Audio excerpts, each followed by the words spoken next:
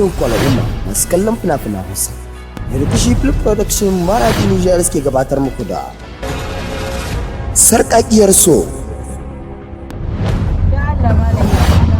Allah sa dai mai muhimmanci ce magana. Gaskiya ban shirya masu yawa ba ne. Ko? Mai shi kawai. Ya wuce na kasa na wu. Irin onga su ne ba su ya kama da soyayya. Kusan sunan mashin in gama. Sarƙaƙiyar So shiri ne mai ɗauke da abubuwan ban mamaki wanda sai da kun kalla za ku bambance tsakwa da aya. Sarƙaƙiyar So. Wallahi kin ci darajar oga ba don hakan ba Allah da na bazar da ki. Mai kyau ba ta da.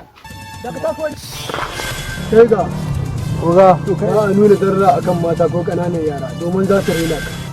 Malik da Allah me yasa ina yawan kiran waya ka ba ka dauka. Kawai tunanin ne nake kai. Ni amma aboki na gaskiya ka cika zazzai. Ni kamar tabbaci ma ne ke gare ni.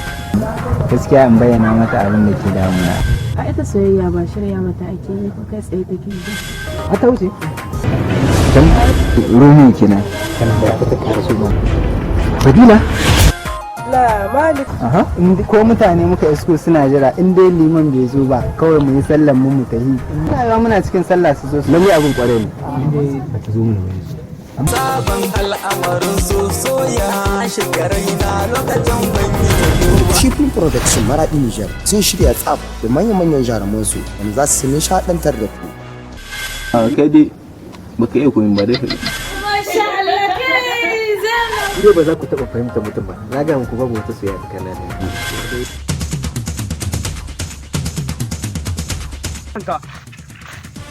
Tallata da kanka.